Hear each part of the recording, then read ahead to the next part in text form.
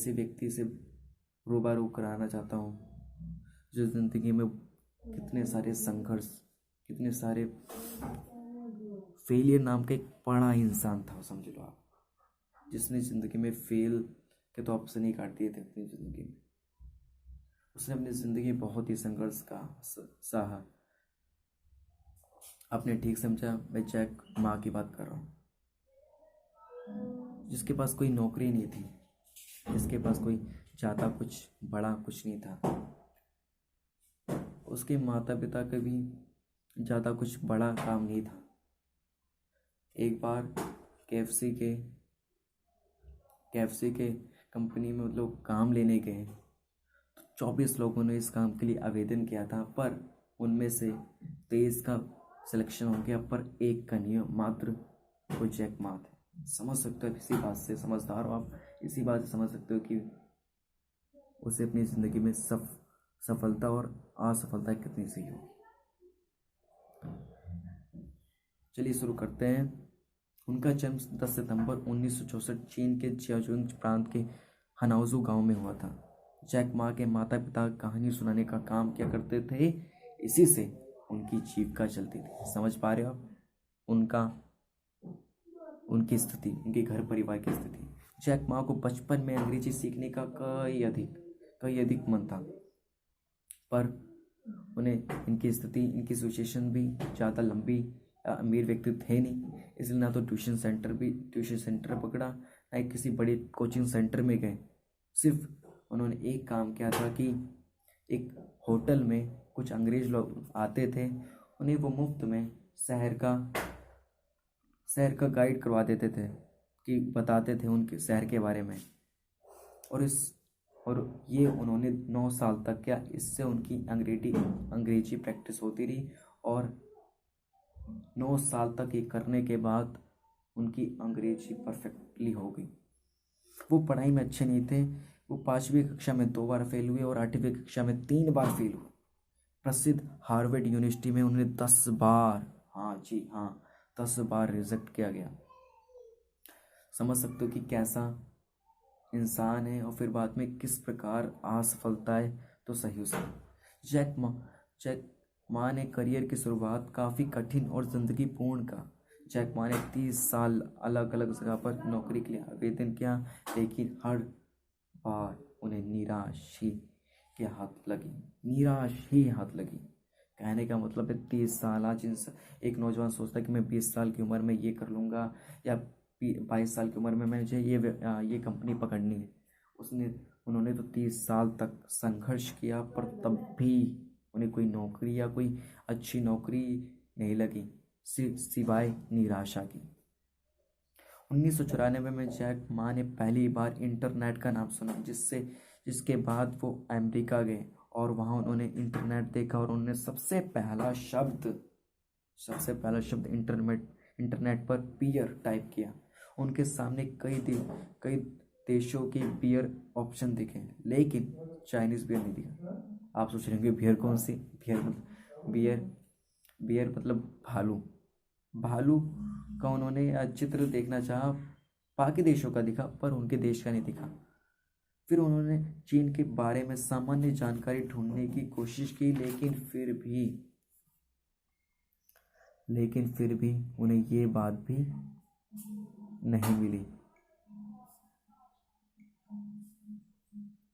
उन्हें बहुत काफ़ी दुख हुआ इसे देखकर, क्योंकि इससे उन्हें लग रहा था कि चीन के तकनीकी क्षेत्र में अन्य देशों में काफ़ी पीछे। इसी वजह से उन्होंने अपने दोस्तों के साथ मिलकर चीन की जानकारी देने वाली पहली वेबसाइट बनी। चीन की पहली वेबसाइट, दूसरी नहीं, अगली, जिसका नाम अगली था।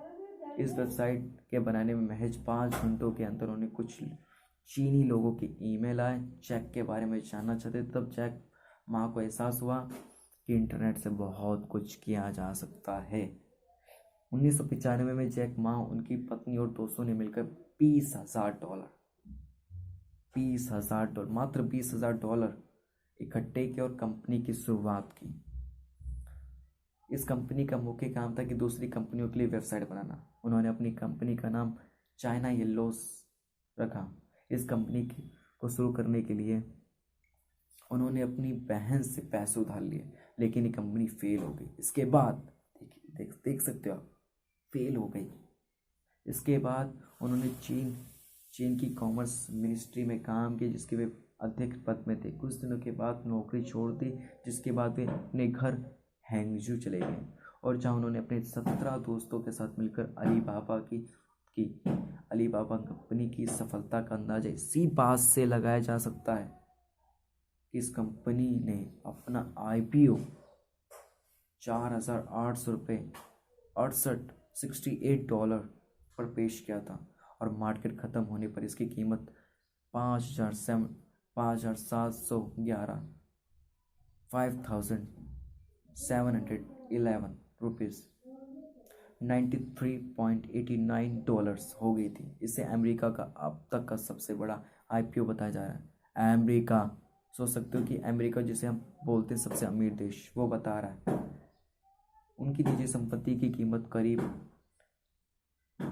130 करोड़ के लगभग है। ग्लोबल ई-कॉमर्स सिस्टम को सुधारने के लिए 2003 में जैक मा ने टाइबियो मार्केटप्लेस की स्थापना की, जिसके बढ़ते प्रभाव को देखते हुए ईबे ने इसे खरीदने का ऑफर दी। ईबे कंपनी थी जिसे उसने खरीदने या टाइबो मार्केटप्लेस का खरीदने का अवसर दिया, किसे, जैक मा को, पर उन्होंने इनकार कर दिया।